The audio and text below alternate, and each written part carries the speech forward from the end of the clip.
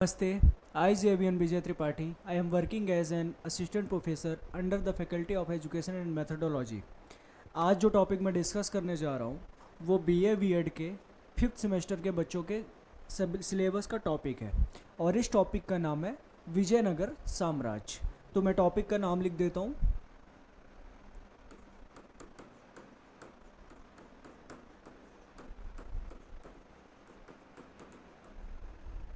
विजयनगर साम्राज्य। विजयनगर साम्राज्य भारतीय इतिहास का एक महत्वपूर्ण टॉपिक है और बिना विजयनगर साम्राज्य पढ़े हम इतिहास को पूर्ण रूप नहीं दे पाएंगे। अगर हम भारतीय इतिहास की बात करें तो उसमें विजयनगर साम्राज्य का वही स्वर्णिम युग है जो उत्तर भारत में मौर्यों और गुप्तों का रहा है। हालांकि विजयनगर साम्राज्य मध्यकालीन भारत में दक्षिण भारत में फैला हुआ एक राज्य था। जब उस समय इन्होंने अपना परचम लहराया जब उत्तर भारत यानी दिल्ली की सत्ता पर इस्लामिक शासकों का यानी कि दिल्ली सल्तनत का रूल हुआ करता था। तब दक्षिण भारत में एक शक्तिशाली राज्य का उदय हुआ जिसे विजयनगर साम्राज्य के नाम से हम जानते हैं। आज के इस टॉपिक में हम डिस्कस करेंगे कि कैसे विजयनगर साम्राज्य की नींव रखी गई, किन परिस्थितियों में विजयनगर साम्राज्य का उद्भव हुआ और किस तरह से इस साम्राज्य में 4 आने वाले राजवंशों ने शासन किया। उन 4 राजवंशों के जो महान शासक हैं हम उन्हें भी डिस्कस करेंगे। साथ में हम ये भी बताएंगे कि इस राजवंश ने कई 100 सालों तक अपने उत्तर में उपस्थित बहमनी साम्राज्य से सदियों तक लड़ाई लड़ी और उस लड़ाई का एक जो मुख्य कारण था वो था रायचूर दोआब। तो इस टॉपिक में हम एक क्रम से चलेंगे और आप समझते हैं इसका बैकग्राउंड, विजयनगर साम्राज्य की स्थापना से रिलेटेड बैकग्राउंड। ये मैप है, एक सिंबॉलिक मैप है और इसमें अगर हम देखें तो ये है एक नदी जो यहाँ से निकली है जिसे हम तुंगभद्रा नदी कहते हैं। एक नदी और है जो यहाँ से निकली है। ये वाला एरिया हम कह सकते हैं कि ये पश्चिमी घाट है। इसे हम कृष्णा नदी कहते हैं और इसे हम कहते हैं तुंगभद्रा। और इस कृष्णा और तुंगभद्रा के बीच के इस क्षेत्रों को कहा जाता है रायचूर दोआब। इसी तुंगभद्रा नदी के दक्षिण में, तुंगभद्रा नदी के साउथ में विजयनगर साम्राज्य की स्थापना की गई थी। इसलिए इसका अगर हम जब मैप बनाएंगे तो ये मैप बनता है ऐसे, यानी कि विजयनगर साम्राज्य और उसके उत्तर में उपस्थित बहमनी साम्राज्य के बीच में कृष्णा नदी एक बॉर्डर का काम करती थी, यानी इन दोनों साम्राज्य को विभाजित करती थी। वो है कृष्णा नदी जो कि ये बनी है।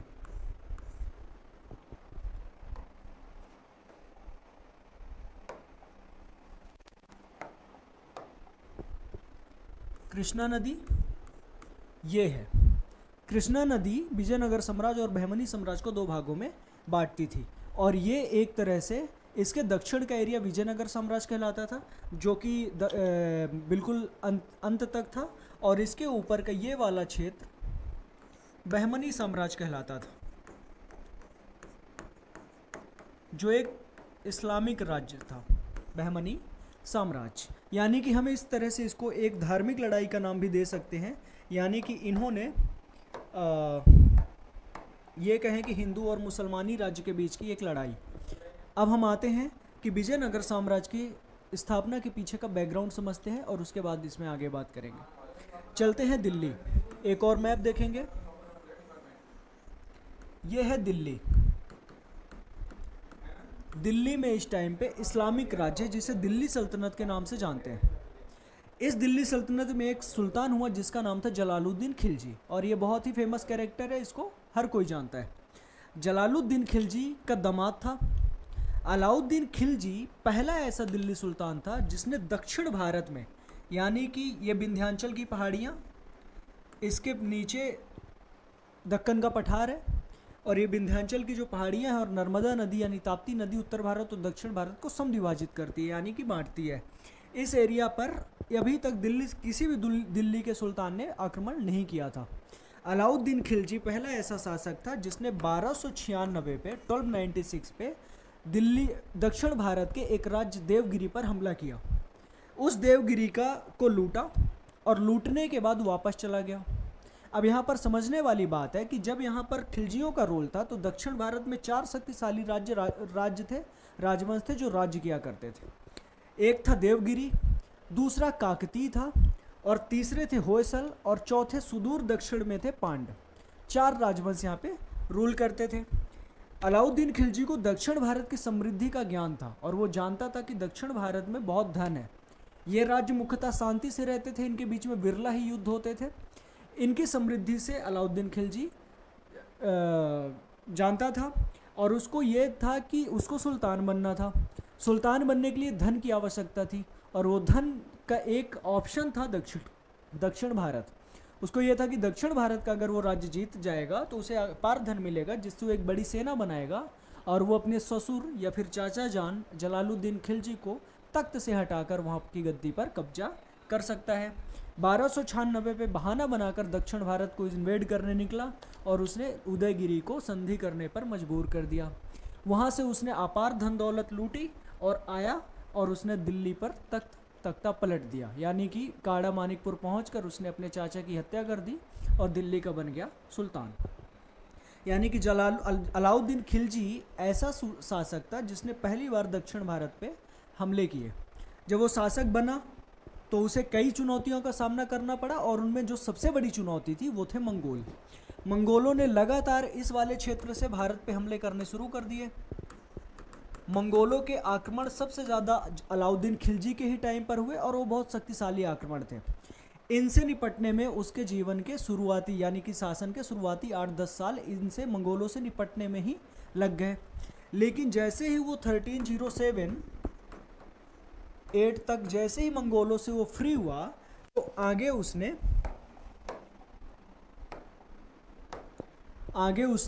ध्यान दक्षिण भारत की तरफ ध्यान दिया और उसने अपने एक जनरल मलिक काफूर को दक्षिण भारत को इन्वेड करने के लिए भेजा।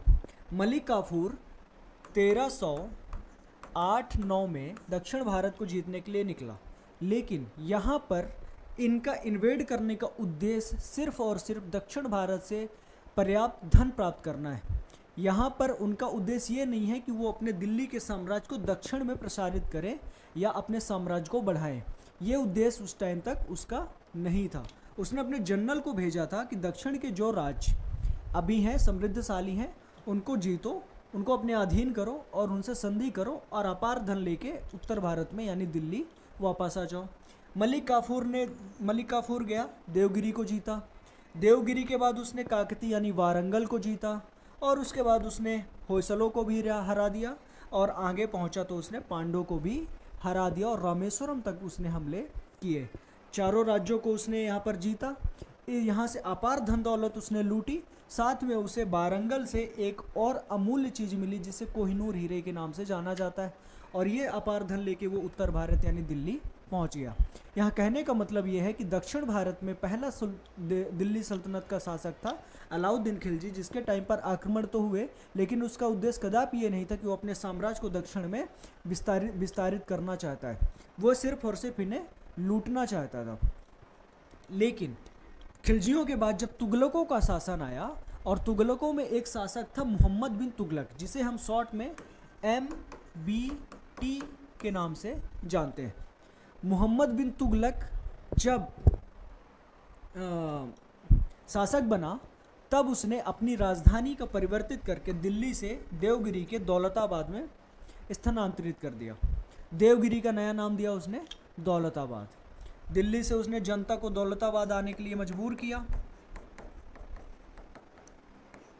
इसका उद्देश्य थे दिल्ली वासियों को सजा देना, भारत के बीचों बीच में दौलताबाद की अवस्थिति जिससे दक्षिण भारत और उत्तर भारत में बराबर रूल किया जा सके। और एक रीजन कहते हैं कि मंगोलों से बचने के लिए भी उसने अपनी राजधानी दक्षिण ले गया। यहाँ पर पहला ऐसा दिल्ली सुल्तान था जिसने दक्षिण भारत पे अपने साम्राज्य विस्तार की योजना बनाई और उसने धीरे धीरे करके सभी राज्यों को जीतना शुरू कर दिया। इसी क्रम में उसने एक राज्य पर आक्रमण किया। चूँकि खिलजियों के बाद दक्षिण भारत में कुछ और छोटे छोटे राज्य बन गए थे और उनमें एक छोटा सा राज्य था काम्पिल्ले का। कांपिल्य राज। कांपिल्य राज पर उसने एक हमला करने की योजना बनाई जो कि जस्ट देवगिरी के दक्षिण में ही था। मोहम्मद बिन तुगलक का एक दुश्मन था जिसका नाम था बहाउद्दीन गुरशास्प। वो दौलताबाद से भागकर कांपिल्य राज्य पे उसने शरण मांगी। कांपिल्य के शासक ने उससे शरण दे दी। ये बात मोहम्मद बिन तुगलक को पसंद नहीं आई। उसने कांपिल्य राज्य को ये संदेश भिजवाया या चेतावनी दी कि उसके दुश्मन को उसको सौंप दिया जाए, लेकिन उस कांपिल्य के उस शासक ने सौंपने से मना कर दिया। भारत की रीति रही अतिथि देवो भव वाली, इसलिए उसने इसको सौंपने से इनकार कर दिया। ये बात मोहम्मद बिन तुगलक को पसंद नहीं आई, उसके ईगो पे लग गई और उसने कांपिल्य राज पर आक्रमण कर दिया। कांपिल्य राज पर जब आक्रमण किया तो कांपिल्य को तो उसने जीत लिया। जीतने के साथ वहाँ के जो 2 मंत्री थे, हिंदू मंत्री, हालांकि कांपिल्य का शासक भी हिंदू ही था, उसके जो मंत्री थे उनका नाम था हरिहर एवं बुक्का। ये दोनों सगे भाई थे।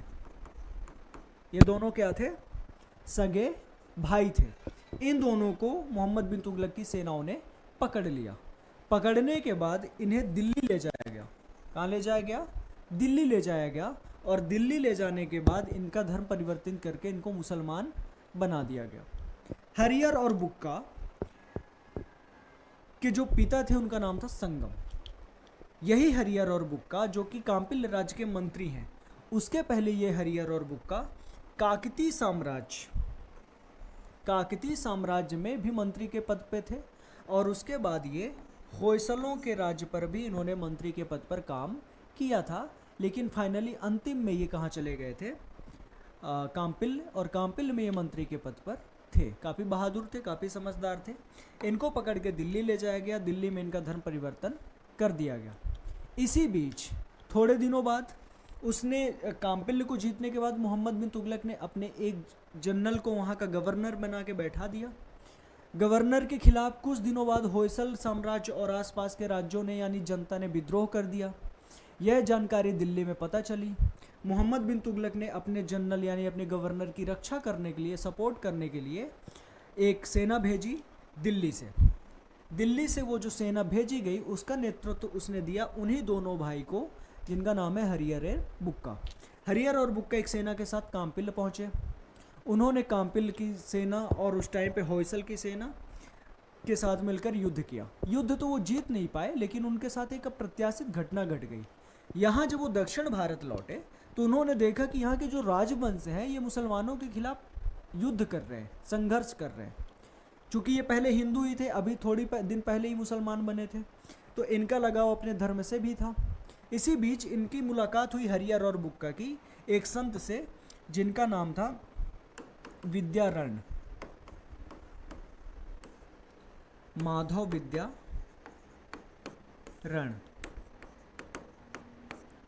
इनकी मुलाकात हुई हरिहर और बुक्का की संत माधव विद्यारण से। माधव विद्यारण ने इनके अस्तित्व को ललकारा और बोला कि तुम पहले हिंदू थे, तुम्हें मजबूरन ज़बरदस्ती तुम्हें इस मुसलमान बना दिया गया। ये तुम्हारी जो धरती है तुम्हें पुकार रही है, तुम आओ और अपनी सेवा करो, अपनी मातृभूमि की सेवा करो। इन दोनों भाइयों का ब्रेन वॉश किया गया और उसके बाद इन्होंने तय किया कि अब हम वापस से हिंदू धर्म अपनाएंगे। लेकिन हिंदू धर्म में वापस लौटना इतना आसान नहीं था। तब इनकी सहायता विद्यारण ने की और विद्यारण उस टाइम पर श्रृंगेरी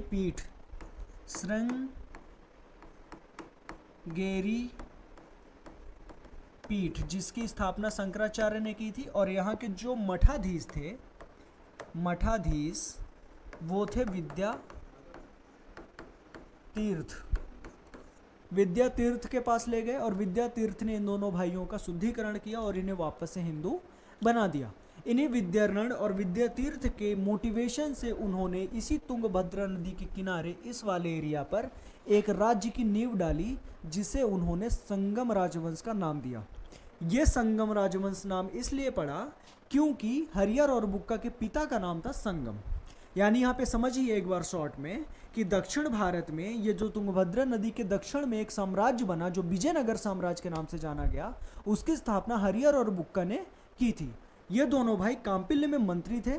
मोहम्मद बिन तुगलक द्वारा पकड़ के दिल्ली ले जाए गए थे। वहाँ इनका धर्म परिवर्तन किया गया था। वापस एक विद्रोह को दबाने के लिए जब इन्हें भेजा गया, इन दोनों संतों ने इनको मिलकर हिंदू धर्म में इनकी पुनर्वापसी कराई और इन दोनों भाइयों ने दक्षिण भारत के इस तुंगभद्रा नदी के किनारे, जो कि आज कर्नाटक का क्षेत्र है, वहाँ पर इन्होंने एक साम्राज्य की स्थापना की, एक राजवंश की स्थापना की, जिसका नाम इन्होंने दिया संगम राजवंश। यहाँ तक की कहानी आपको समझ आ ही गई होगी। अब इसको एक बार शॉर्ट में मैं एक बार एक्सप्लेन कर दूँ, फिर इसके आगे की कहानी हम अगली वीडियो में पढ़ेंगे। एक बार फिर देखते हैं। विजयनगर साम्राज्य, जो कि कृष्णा नदी से दक्षिण का पूरा क्षेत्र उसके साम्राज्य में आता था। विजयनगर साम्राज्य में 4 राजवंशों ने शासन किया, जिसमें संगम, सालुब, तुलुब और अरुविडु। इस राजवंश ने लगभग 330 वर्ष से ज़्यादा वर्ष तक रूल किया।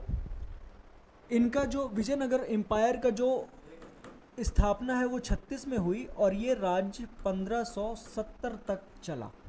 यानी हम एक मोटा कहें तो 1565 कह सकते हैं, क्योंकि एक युद्ध